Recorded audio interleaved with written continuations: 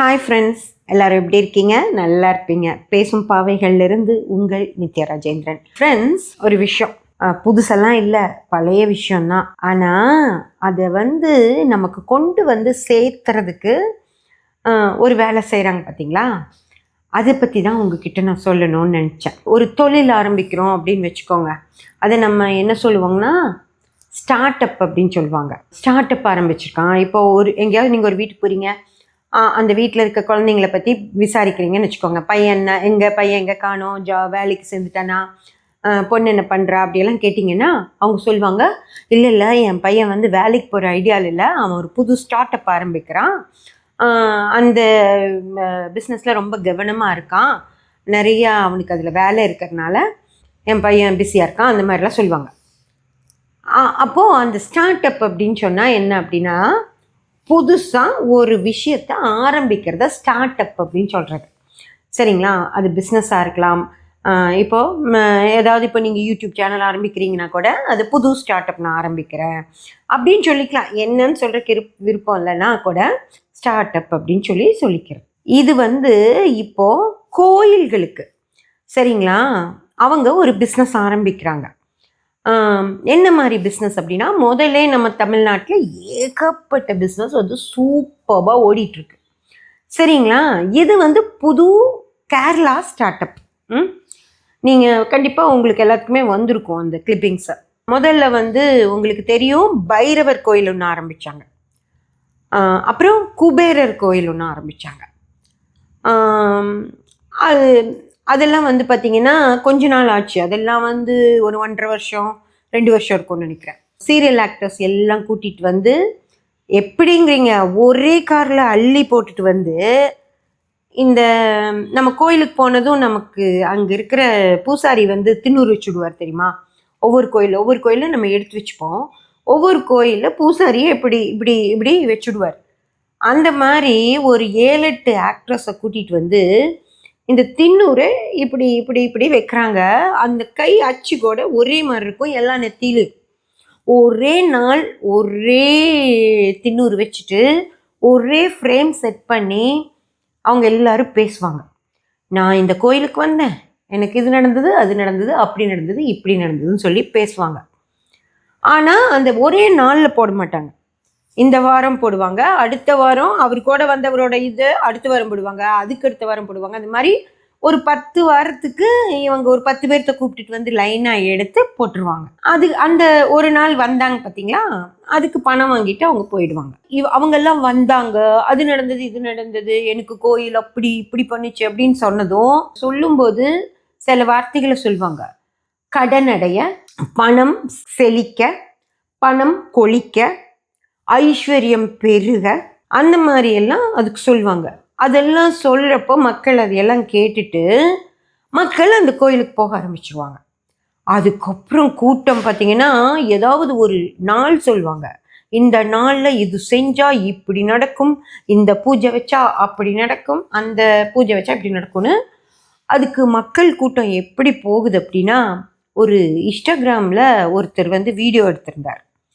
3 நிமிஷம் வீடியோ. அந்த 3 நிமிஷமும் அவர் அப்படியே இப்படி கேமராவை தூக்கிட்டு நடந்து போயிட்டே இருக்காரு.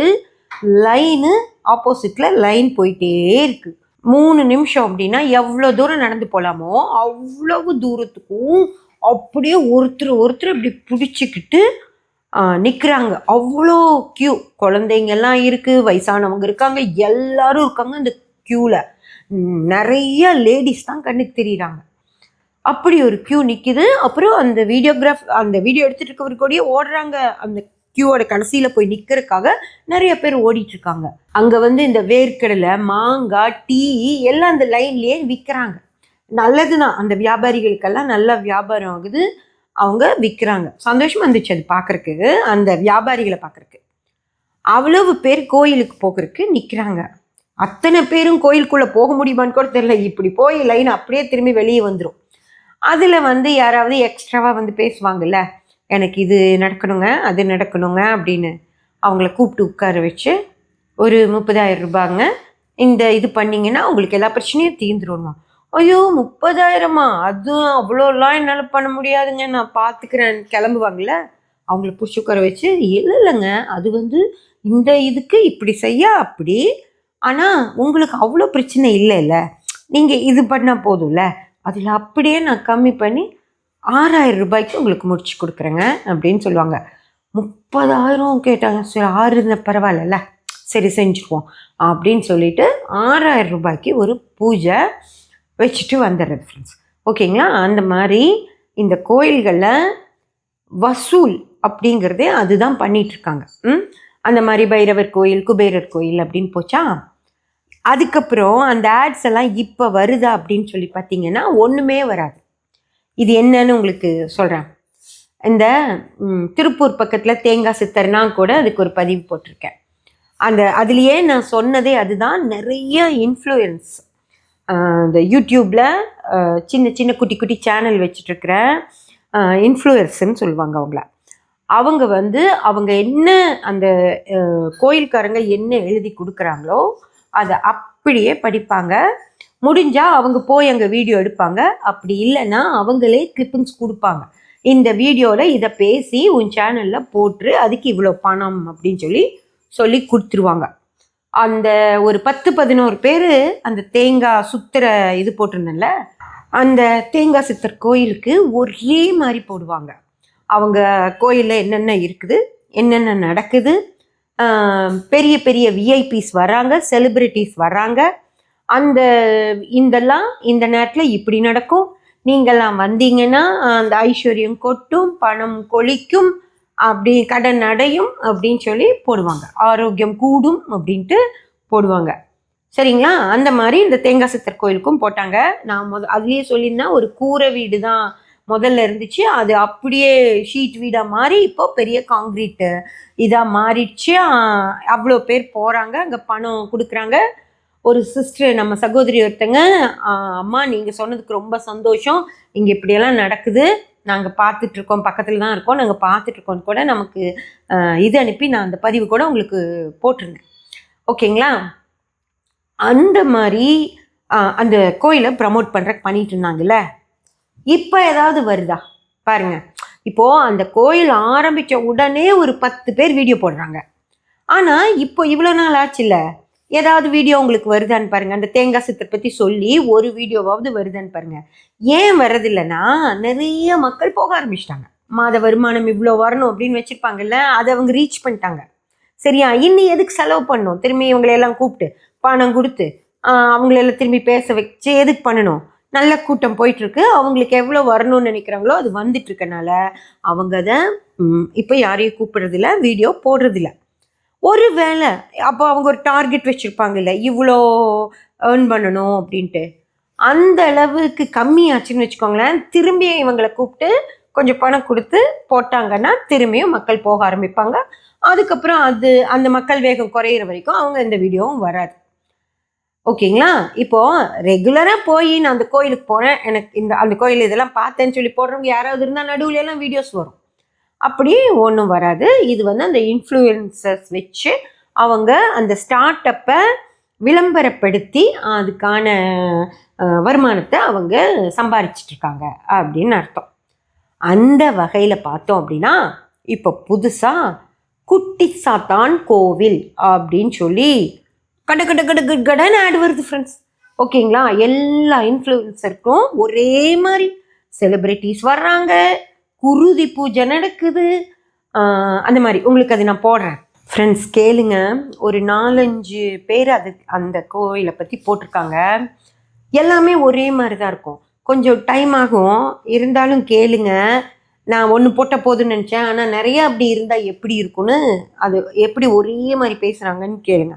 குருதி பூஜை எல்லாம் நீங்க பாத்திருக்கீங்களா? மாந்திரிகம்ன்ற விஷயம் மனுஷங்களை என்னென்னலாம் பண்ணும் தெரியுமா? 600 வருஷ பழமையான இந்த கோயில்ல 390 குட்டிச்சாத்தான இந்த கோயிலுக்குள்ள வச்சு குடும்ப பிரச்சனையோ, காதல் பிரச்சனையோ, தொழில் பிரச்சனையோ, தம்பதியர்களுக்குள்ள இருக்கிற பிரச்சனையோ, இல்ல உங்க எதிரிகளால உண்டாக்கப்படும் எந்த பிரச்சனையா இருந்தாலும் உடனடியா இந்த குட்டிச்சாத்தான் கோயில்ல அப்படியே சரி பண்ணி தராங்க. ரொம்பவே சக்தி வாய்ந்த இந்த கோயிலுக்கு பெரிய பெரிய செலிபிரிட்டிஸ், அரசியல்வாதிங்க, பிசினஸ் பர்சன்லாம் சாதாரணமா வந்து போறாங்க. இந்த ஒரே பூஜைக்கு தான் இவ்ளோ பழமையான விஷ்ணு விஷ்ணுமாயா குட்டிச்சாத்தான் கோயிலுக்கு எல்லா நாட்டுல இருந்தும் எல்லா மதங்களை சார்ந்த மக்களும் இங்க வராங்க. அமாவாசைக்கு மட்டும் இங்க ஒரு பூஜை நடக்குது. அதுக்கு யாருக்கும் அனுமதி இல்ல. ஆனா செவ்வாய், வெள்ளி, ஞாயிற்றுக்கிழமை மதியானம் 12 மணிக்கெல்லாம் பூஜைக்கு இங்க வந்துருங்க. நீங்க நினைச்ச நல்ல காரியம் அப்படியே நடக்கிறதுக்கு. கேரளா பாலக்காடுல இருக்க ஒட்டப்பலம் காளையார் மடம் விஷ்ணுமாயா குட்டிச்சாத்தான் கோயில். இந்த கோயிலோட லொகேஷன் அண்ட் கான்டாக்ட் நம்பர் வேணும்னா கேரளா பாலக்காடுன்னு கமெண்ட் பண்ணுங்க. டீடைல்ஸ் நானே உங்களுக்கு டிஎம் பண்றேன். இந்த மாந்திரிகத்தை உங்க வாழ்க்கையில நடக்கிற நல்ல விஷயத்துக்கு மட்டுமே பயன்படுத்திக்கோங்க மக்கள். உங்களுக்கு நம்பிக்கை இருக்கோ இல்லையோ கண்டிப்பா இந்த மாதிரி பூஜைக்கெல்லாம் போயிடாதீங்க. ஏன்னா உச்சியில இருந்து பாதை வரைக்கும் அங்க நடக்கிறத பார்த்து சிலுத்து போயிடுவீங்க. அதுவும் இந்த கோயில்ல குட்டி சாத்தனாருக்கு பண்ற குருதி பூஜையில கலந்துக்கிட்டா நீங்க வேண்டுற காரியம் அப்படியே நடக்கும்னு சொல்றாங்க. அப்படி இந்த கோயில்ல என்ன நடக்குது, எப்படி போகணும்னு டீட்டெயிலா சொல்றேன். மறக்காம நம்ம பேஜை ஃபாலோ பண்ணி வச்சுக்கோங்க. கேரளா மாந்திரிகத்தால கெட்டது மட்டுமே நடக்கும்னு நினைச்சிட்டு இருந்தீங்கன்னா அதே மாந்திரிகத்தால எவ்வளவு நல்ல விஷயங்கள் நடந்திருக்குன்னு இங்க போனா உங்களால பார்க்க முடியும். முக்கியமா 12 மணிக்கு மேல நடக்கிற அருள்வாக்குல சொல்ற தீர்வுனாலே நிறைய பேரோட வாழ்க்கை மாறி இருக்குன்னு சொல்றாங்க. அதே மாதிரி வசியத்துக்கும் தனித்தனியா மையம் வச்சிருக்காங்க. அதனாலேயே பெரிய கோடீஸ்வரங்க, செலிபிரிட்டிஸ்ல இருந்து கஷ்டப்படுறவங்க ஆயிரக்கணக்கான மக்கள் தினமும் வந்துட்டு போறாங்க. இவ்வளவு விசேஷமான ஸ்ரீ மூலஸ்தனம் ஸ்ரீ விஷ்ணுமாயா கோயில் கேரளா பாலக்காட்டுல இருக்க ஒட்டப்பழத்துல இருக்கு. இங்க ஒவ்வொரு செவ்வாய், வெள்ளி, ஞாயிற்றுக்கிழமையும் மதியம் 12 மணிக்கு சிறப்பு பூஜையும், அமாவாசை நாட்கள்ல யாருமே அனுமதி இல்லாத ரகசிய பூஜையும் நடத்துறாங்க. மத்த டீடைல்ஸ் டிஸ்கிரிப்ஷன் கொடுத்திருக்கேன். வாழ்க்கையில கஷ்டப்பட்டு இருக்க உங்க ஃப்ரெண்டு.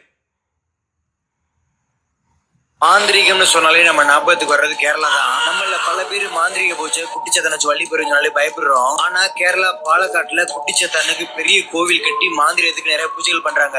இங்க நடக்கிற மாந்திரிக பூஜையில கலந்துக்கிட்டு நீங்க குட்டிச்சத்தன் என்ன வேண்டி கேக்குறீங்களோ அது அப்படி நடக்கும்னு சொல்றாங்க. இந்த கோவில்ல வாரத்துல செவ்வாய், வெள்ளி, ஞாயிறு மட்டுமே நடக்கிற 12 மணி பூஜை குறி சொல்லுவாங்க. நீங்க என்ன வேண்டி குட்டிச்சத்தன் கேக்குறீங்களோ அப்படி அருள் கொடுப்பாராம். அதுல இருந்து உங்களுக்கு பயங்கரமான சொல்யூஷன் கிடைக்குன்னு சொல்றாங்க. இப்படி பல பேருக்கு இங்க வந்து நினைச்சதெல்லாம் நடந்துச்சுன்னு மறுபடியும் வந்து குட்டிச்சத்தன் தெய்வமான சொல்லி விட்டு கேரளா, தமிழ்நாட்டுல உள்ள நிறைய ஆக்ட்ரஸ், பொலிட்டிஷியன் எல்லாமே இங்க வந்து போயிட்டு இருக்காங்க. இங்க வந்துட்டு போன நிறைய பேருக்கு நல்லது மட்டுமே நடந்துச்சுன்னு சொல்றாங்க. கேரளாலேயே வசிய வைக்கிற மாதிரி எந்த கோயிலையும் கொடுக்க மாட்டாங்க, இங்க மட்டும் தான் கொடுக்குறாங்க. இந்த மாதிரி பூஜை எல்லாமே ஃபர்ஸ்ட் டைம் இப்பதான் பாக்குறேன். எனக்கு ரொம்பவே ஆச்சரியமா இருந்தது. குட்டிச்சாத்தனை நம்பி நீங்க வழிபட்டு போனீங்கன்னா உங்களுக்கு எல்லாமே நல்லது நடக்குன்னு சொல்றாங்க.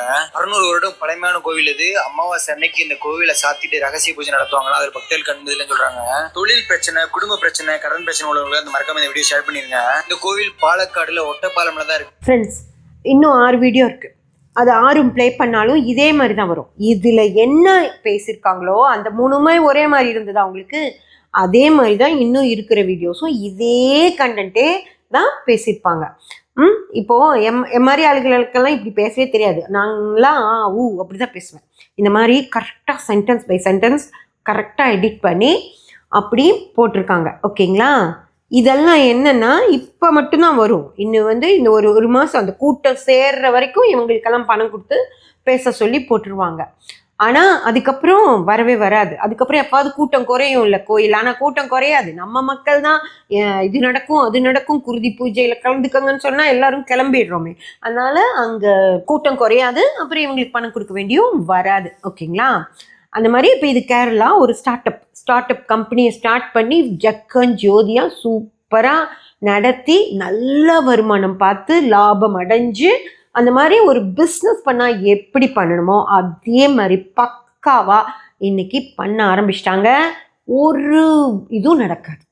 சரிங்களா? ஒன்றுமே நடக்காது. ஒன்று நல்லா ஞாபகம் வச்சுக்கோங்க. கடவுளுக்கே நம்மளுக்கு எதுவும் கொடுக்க முடியாது கடவுளாலேயே. புரியுதுங்களா? உங்கள் கருமாக்கு என்ன நடக்கணுமோ அது மாதிரி தான் உங்களை பிறக்கிறப்பவே படைச்சிட்டாரு. இன்னியெல்லாம் எந்த மாற்றமும் நடக்காது. சரியா? நிறைய பதிவுகளில் நான் இதெல்லாமே சொல்லியிருக்கேன். நீங்கள் அதெல்லாம் போய் பார்த்துக்கோங்க. என்னோட பதிவுகளை தொடர்ந்து பார்த்தீங்கனாலே உங்களுக்கு அதெல்லாம் வந்துடும். அது கடவுளாலேயே முடியாதப்போ இந்த குட்டி சாத்தானால எதுவும் முடியாது. சரிங்களா? இந்த குட்டி சாத்தான், பில்லி, சூனியம், ஏவல், இந்த லொட்டு லொசுக்கெல்லாம் நம்ம பக்கம் திரும்ப கூட முடியாது. இப்படியே பார்த்து ஒரு முறைச்சிங்கன்னா எல்லாம் ஓடி போயிடும். அந்த மாதிரி உங்கள் மனசை நீங்கள் தைரியமாக வச்சுக்கோங்க. அவ்வளோதான் நான் சொல்ல முடியும். அது இருந்தால் இருந்துட்டு போகுது, இருக்குதுன்னே வச்சுக்கோங்க. ஆனால் என் பக்கத்தில் பாரு அப்படின்னு சொல்லி மிரட்டி விட்டுட்டிங்கன்னா அது நம்ம பக்கம் கூட அதனால் வர முடியாது. நம்ம தைரியம் தான் நம்மளை காப்பாற்றும். அதனால் இது பண்ணிடுவான், அது பண்ணிடுவான், அவன் இன்னொன்று சொல்கிறேன், அடுத்தவன் நம்மளுக்கு ஏவல் வச்சிருவான், பில்லி சூனியம் வச்சிருவான்னு முதல்ல நினைக்காதீங்க. அடுத்தவன் வைப்பான்னா நீங்களும் அவன் வைக்கிறதுக்கு ரெடியாக இருக்கீங்க. அதனால தான் உங்கள் மனசுக்கு அடுத்தவன் நம்மளுக்கு வச்சிருவான்னு தோணுது. புரியுதா? அதனால் யாருனாலையும் உங்களுக்கும் வைக்க முடியாது, உங்களாலையும் யாருக்கும் வைக்க முடியாது. சரியா? அந்த டாபிக் இல்லை இது. நான் அதை மனசில் வச்சுக்கோங்க, அவ்வளோதான். அதனால் இந்த கோயிலுக்கு இந்த மாதிரி ஒரு ஸ்டார்ட் அப் வந்து நடத்தும்போது, ஒரு கம்பெனி ஆரம்பித்தோன்னா பேப்பரில் விளம்பரம் கொடுப்போமா, டிவியில் விளம்பரம் கொடுப்போமா, அந்த மாதிரி இந்த பிட் நோட்டீஸ் அடித்து எல்லா பக்கம் கொடுத்து இந்த மாதிரி ஒரு கடை ஆரம்பிச்சிருக்கு, இந்த மாதிரி இங்கே இது கிடைக்கும் அப்படியெல்லாம் வியாபார யுக்தி பயன்படுத்துகிற மாதிரி இன்னைக்கு கோயிலுக்கு இவங்க மாதிரி ஆட்களை வச்சு வியாபாரம் பண்ணுறாங்க. நிறைய இன்ஃப்ளூயன்சர்ஸ் இருக்காங்க. அவங்க வந்து இந்த மாதிரி மனசுக்கு ஒவ்வாத அந்த வேலையை செய்ய மாட்டாங்க. நிறைய பேர் இந்த மாதிரி சம்பாதிக்கிறதுக்காகவே இந்த மாதிரி ஒரு குட்டி சேனலை வச்சுக்கிட்டு அவங்க சேனலில் வேறு வீடியோஸ் எல்லாம் பெருசாக போகாது. ஆனால் இந்த வீடியோஸ் போகும்போது அதுக்கு யூடியூப்பில் ஏதாவது அது ஸ்பீடாக போகிறக்கான பணம் கட்டினா போகிறக்கெல்லாம் இருக்குதுல்ல, அந்த மாதிரியெல்லாம் செஞ்சு இந்த மாதிரி ப்ரொமோஷன் கொடுத்து இந்த மாதிரி மக்கள் நிறைய பேர் யூடியூப் பார்க்குறாங்க. நிறைய பேர் நிறைய சிரமத்தில் இருக்காங்க. அந்த சிரமத்தில் இருக்கிற மக்களையெல்லாம் கூப்பிட்டு இதெல்லாம் செய்கிறாங்க ஃப்ரெண்ட்ஸ். ஓகேங்களா? அதனால் இந்த மாதிரி வீடியோஸ் வந்தது அப்படின்னா அது இந்த மாதிரி இன்ஃப்ளூயன்சர்ஸ் அவங்க சம்பாதிக்கிறதுக்காக இந்த மாதிரி வச்சிட்ருக்காங்க. புரிஞ்சதா? இதெல்லாம் உண்மையெல்லாம் கிடையாது. இதையெல்லாம் நம்பி போகாதீங்க. இது ஒரு மாதம்தான் வரும். அதுக்கப்புறம் இந்த கோயில் பெருசானதுக்கப்புறம் இவங்களுக்கெல்லாம் பணம் கொடுக்க மாட்டாங்க. அது எதுவுமே வராது. புரிஞ்சதுங்களா? அதனால் தயவு செஞ்சு போகாதீங்க. அங்கே வந்து இப்போ கோயிலுக்கு வந்து கும்பிட்டு போன்னு சொல்கிறது மாதிரி தான் இப்போ கூப்பிடுவாங்க. ஆனால் போனதுக்கப்புறம் என்னெல்லாம் செய்வாங்க அப்படின்னு தான் நான் உங்களுக்கு முதல்ல சொன்னேன். இது எனக்கு எப்படி தெரியும், நீங்கள் என்ன போனீங்களா அப்படி கேட்பீங்களா? நான் போகல. என்கிட்ட ஒரு அம்மா ஹவுஸ் கீப்பிங் ஒர்க் பண்ணுறாங்க. அந்த அம்மா வந்து எனக்கு போயிட்டு வந்தது சொன்னாங்க. அந்த அம்மாவுக்கு 2 பொண்ணுங்க. அதில் சின்ன பொண்ணு வந்து +1 தான் படிக்குது. அந்த பொண்ணோட ஜாதகத்தை ஒரு ஜோதிடர்கிட்ட பார்த்துருக்காங்க. அவர் என்ன சொல்லியிருக்காருன்னா, இந்த மாதிரி அதாவது படிக்க மாட்டேங்குது அந்த குழந்தை சரியா, அதனால நல்லா படிப்பாளான்னு கேட்குறக்காக போயிருக்காங்க. போனவங்க கிட்ட அந்த பொண்ணு நல்லா படிக்காது, அந்த பொண்ணை ஸ்கூலை விட்டு நிறுத்திடுங்க, அந்த பொண்ணு ஓடி போகுது, அந்த யாரு கூடயாவது பழகி அந்த பொண்ணு ஓடி போயிடும், உங்களுக்கு ரொம்ப அசிங்க அவமானத்தை தேடி கொடுத்துரும், உங்களை விட கீழ் ஜாதி பையன் கூட ஓடி போயிடும் அப்படின்னு சொல்லியிருக்காங்க. அந்த அம்மா பயந்துட்டு இதுக்கு என்ன பண்ணுறதுன்னு கேட்டப்போ ஒரு கேரளாவில் ஒரு கோயில் பேர் சொல்லி அங்கே போனீங்கன்னா அந்த ஒரு மந்திரிச்சு ஒரு தாயத்து கொடுப்பாங்க. அது அந்த பொண்ணுக்கு கட்டிடுங்க, அது யாகத்தில் வச்சது, ஏதோ 45 நாள் சாமி கிட்ட வச்சதுன்னு சொல்லி 45 நாள் அந்த பொண்ணு குளிச்சுட்டு ஏதோ விரதம் இருக்கணும் அதெல்லாம் சொல்லி அங்கே கோயிலுக்கு போயிருக்காங்க. போனா அதுக்கு வந்து பணத்தை இவரே இங்கேயே வாங்கிக்கிறாரு. இந்த ஜோதிடர்கிட்டயே அவங்க பணத்தை கட்டிடணுமா. அதுக்கப்புறம் அந்த கோயிலுக்கு அவங்க போனதும் இவங்க வர்றாங்க, இந்த ஆளை போய் பாருங்கன்னு சொல்லியிருக்காங்க. அந்த கோயிலுக்கு போயிட்டு இந்த நாளில் வருவாங்க அப்படின்னு சொல்லியிருந்ததும் அவங்க அங்கே போனால் அவரை போய் மீட் பண்ணுறாங்க. அவர் வந்து அங்கேயே ஒரு 7-8 பேர்த்த முதல்ல உட்கார வச்சுருக்காராம் அந்த யாகம் ஆரம்பிக்கிறதுக்கு. இவங்களும் போய் உட்காடுறாங்க. அப்புறம் கூட கொஞ்சம் பேர் வர்றாங்க. அப்புறம் அந்த யாகத்தை செய்கிறாங்க. செஞ்சு அந்த இடத்துல ஏதோ மண்ணுக்குள்ளே புதைச்சி வச்சுருந்த ஒரு தாயத்தை எடுத்து கொடுத்து அதை கட்டிடுங்க, அந்த கட்டிட்டாலும் அந்த பொண்ணை கவனமாக பார்த்துக்கணும் அப்படின்னு சொல்லியிருக்காங்க. என்கிட்ட எப்படி இந்த விஷயம் வந்தது, ஏன்னா இது நான் என்கிட்ட வந்ததுக்கப்புறம் நடந்திருந்தா நான் அதுக்கு விட்டுருக்க மாட்டேன். இது எப்போ சொல்கிறாங்கன்னா, அந்த பொண்ணு வந்து என்கிட்ட நமக்கு பேசுங்கிறவங்களுக்கு ஒர்க் பண்ணுறக்காக வந்தது. அந்த பொண்ணு வந்தப்போ நான் கேட்குறேன், ஏமா +2 நிறுத்திட்டேன், ஏன் படிக்கலைன்னு கேட்குறேன். ஏதாவது இதாக இருந்தால் நான் ஃபீஸ் கட்டுறேன், நீ படின்னு சொன்னேன். இல்லைம்மா எங்கள் அம்மா அப்பா என்னை ஸ்கூலுக்கு அனுப்ப மாட்டேங்கிறாங்கன்னுச்சு. எனக்கு கோவம் வந்துருச்சு. பேரண்ட்ஸ் ஸ்கூலுக்கு அனுப்ப மாட்டேன்னு சொல்கிற பேரண்ட்ஸ் இருக்காங்களான்னு உங்கள் அம்மாவை வர சொல்லுமான்னு சொல்லி கூப்பிட்டு பேசுகிறப்போ அந்த அம்மா சொன்னாங்க, இந்த மாதிரிம்மா இப்படி ஆயிடுமா அவளுக்கு, அம்மா கண்ணில் பார்க்குறீங்களா அந்த பொண்ணு தெளிவாக தானே பேசுது, அப்படியெல்லாம் இருக்காது அப்படி சொல்கிறேன். இல்லைம்மா அவள் ஜாதகம் அப்படி, அவள் நல்லா தான் இருப்பாளாம்மா, அவளை கண்ணை கூட்டிகிட்டு போயிடுவாங்களாம்மா, அவள் ஜாதகம் அப்படியாமாம்மா, அதனால நம்ம கவனமாக இருக்கணும் தான் நாங்கள் கவனமாக இருக்கோம்மா. அதனால என்கிட்ட அந்த பொண்ணை கேட்க சொல்லியிருக்காங்க, அங்கேயே வேலை இருந்தால் நான் வந்துடுறேன், பொண்ணையும் பார்த்துக்கலாம், இங்கே எனக்கு ஹவுஸ் கீப்பிங் ஒர்க்கும் பண்ணி கொடுத்துடலான்னு இந்த அம்மா என்கிட்ட வேலை கேட்டு வந்தாங்க. அதுக்கப்புறம் அந்த அம்மா போயிடுமா, இங்கே ஹவுஸ் கீப்பிங் வேலை முடிச்சுட்டு 2 மணிக்கு போயிடும். இந்த பொண்ணு சாயந்தரம் 7 மணிக்கு தான் நான் அனுப்புவேன். 6:45 அவங்க அப்பா இங்கே வந்து நிற்பார், கேட்டுக்கிட்ட நீ வந்து நிற்பார். 6:45 வந்துடுவார். அந்த பொண்ணு வெளியே போயிடக்கூடாது. அந்த பொண்ணா நடந்து வீட்டுக்கு வர்ற நடுவழியில் வந்து அவர் பிக்கப் பண்ணிக்கலாம் இல்லை, இங்கேயே வந்துடுவார். 6:45 இங்கே இருப்பார். அவளுக்கும் அவங்க அப்பா வந்துட்டாருன்னு டென்ஷன், எனக்கும் அவளை அனுப்பணுமே, ஒரு வேலையும் சொல்ல முடியாதுன்னு எனக்கும் டென்ஷன். நான் சரி அவங்க அப்பா வந்துட்டாருன்னா சரிம்மா போயிடுன்னு சொல்கிறேன். அதுக்கப்புறம் தெளிவாக அவங்க அம்மா சொல்லிட்டு போவாங்க, அம்மா அவங்க அப்பா வந்ததுக்கப்புறம் அனுப்புங்க, அவளை தனியாக அனுப்பிடாதீங்க, அவங்க அம்மா வந்ததுக்கப்புறம் அவங்க அப்பா வந்ததுக்கப்புறம் அனுப்புங்கன்னு. ஒரு பொண்ணுக்கு எவ்வளோ கஷ்டமாக இருக்கும்னு நினச்சி பாருங்க. ஒரு அப்பாவும் அம்மாவும் அப்படியே அவளையே பார்த்துக்கிட்டு இருந்தாங்க அப்படின்னா அவள் நிம்மதியை இயங்க கூட முடியாமல் அந்த பொண்ணு அவ்வளோ. ஆனாலும் அந்த பொண்ணு நல்ல பொண்ணு, அது பெருசாக எடுத்துக்கல.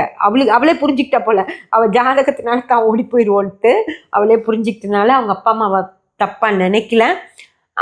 அவங்க கூட சந்தோஷமாக தான் இருக்கா, இன்னும் இருக்கா. நம்மக்கிட்ட இல்லை, இப்போ அவள் வெளியே போயிட்டா, வேறு வேலைக்கு போயிட்டா. அதுவும் ரீசன் இதுதான், 7 மணி இருட்டாயிடுதான் இங்கிருந்து போகிறதுக்கு. அதனால அந்த 5 மணிக்கே யார் விடுவாங்களோ அங்கே நாங்கள் வேலைக்கு அனுப்புகிறோன்னு சொல்லிட்டு அந்த அம்மாவும் அதே இடத்துக்கு வேலைக்கு போயிட்டு இன்னும் அந்த பொண்ணை அப்படியே தான் பார்த்துட்டு இருக்காங்க. அந்த பொண்ணு சிவனேன்னு இருக்கா, அவள் உண்டு, அவள் வேலை உண்டுன்னு அவள் இருக்கா. யாருக்கூடயும் அவள் பேசுறது கூட இல்லை, ஆனால் நல்லா இருக்கா, எந்த பிரச்சனையுமே இல்லை. அவள் எப்படி ஓடி போவா அப்படின்னு எனக்கு தெரியல. இந்த மாதிரி அதுவும் அந்த லேடியோட சேலரியை 6,000 தான். ஆனால் அவங்க 7,500க்கு அவர் பணம் வாங்கியிருக்கார் ஜோதிடர். ஒரு மாத சம்பளத்துக்கு மேலேயே அவங்க அந்த இதுக்காக கட்டிட்டு அந்த வசியம் தாயத்து தான் இன்னைக்கு பொண்ணை காப்பாற்றிட்டு இருக்குன்னு அவங்க நம்பிட்டு இருக்காங்க. ஓகேங்களா? அப்படியெல்லாம் எதுவுமே கிடையாது. சரிங்களா? எந்த தாயத்தோ எந்த மையோ இல்லை எந்த குருதி பூஜையோ உங்களை எந்த வகையிலையும் காப்பாற்றாது. நீங்கள் கொண்டு போய் கொடுக்குற பணத்தை வச்சு அவங்க நல்லா வாழ்வாங்கங்கிறத தவிர வேற எதுவுமே இல்லை. அந்த பொண்ணு ஓடி போகணும்னு சொல்லி விதி இருந்ததுன்னா தாயத்து கட்டினாலும் ஓடி போவா, தாயத்து கட்டலினாலும் ஓடி போவா. அவளுக்கு ஓடி போகிற விதி இல்லை அப்படின்னா அம்மா அப்பா என்னைக்கு திருமணம் பண்ணி வைக்கிறாங்களோ அது வரைக்கும் அழகாக வீட்டில் இருந்துட்டு அவள் போவா. அதுதான் நடக்கும். அதை விட்டுட்டு தேவையில்லாதெல்லாம் செஞ்சு ஒரு குழந்தையோட மனசையும் கஷ்டப்படுத்தி உங்கள் பணத்தையும் வீணாக செலவழிக்காதீங்க. இது இந்த மாதிரி விஷயங்கள், இந்த மாதிரி கோயில்கள்லாம் இருக்குது அப்படின்னு சொல்லும்போது நல்லா ஞாபகம் வச்சுக்கோங்க ஃப்ரெண்ட்ஸ். இவங்க யாருமே அந்த கோயிலுக்கெல்லாம் போய் இவங்க பார்த்ததை சொல்லலை நமக்கு. அந்த கோயில்காரன் என்ன ஸ்கிரிப்டை எழுதி கொடுக்குறாரோ அதை அப்படியே படிக்கிறாங்க. அங்கே என்ன பூஜை நடந்ததோ உங்களுக்கு இது நான் போட முடியல, நீங்கள் உங்களுக்கு ஃபோனில் வரும், பார்த்தீங்கன்னா தெரியும். ஒரே விஷயந்தான், அவங்க என்ன வீடியோ எடுத்தாங்களோ அதே வீடியோவை இவங்க இங்கே ப்ளே பண்ணி அது இவங்களோட வாய்ஸில் அதை பேசுகிறாங்க. ராகம் பாடுற மாதிரி அவங்க இங்கே என்ன பாட்டு படிக்க சொன்னாங்களோ அந்த பாட்டை இவங்க இங்கே உட்காந்து படிக்கிறாங்க. புரிஞ்சுதுங்களா? அதனால் தயவு செஞ்சு இதெல்லாம் உண்மை நம்பிட்டு இதெல்லாம் இருக்குன்னு நினச்சிட்டு போகாதீங்க. ஒன்றுமே கிடையாது, எதுவும் கிடையாது. கோயிலுக்கு போங்க, கடவுளை கும்பிடுங்க, அதுக்கு மேலே வேறு எதுவுமே இல்லை. அந்த கடவுளை கூட கையெடுத்து கும்பிடுங்க. இதை தான் நான் உங்களுக்கு திரும்பவும் சொல்லிகிட்டு இருக்கேன். இது எல்லாமே பொய், பித்தலாட்டம் அப்படின்னு. சப்ஸ்கிரைப் பண்ணி பெல் பட்டன் ப்ரெஸ் பண்ணி வச்சுக்கோங்க. அப்போ தான் நான் போடுற எல்லா பதிவும் உங்களுக்கு கிடைக்கும். லைக் பண்ணி ஷேர் பண்ணி கமெண்ட் பண்ணிங்கன்னா எனக்கு சப்போர்ட்டிவாக இருக்கும். Thank you friends.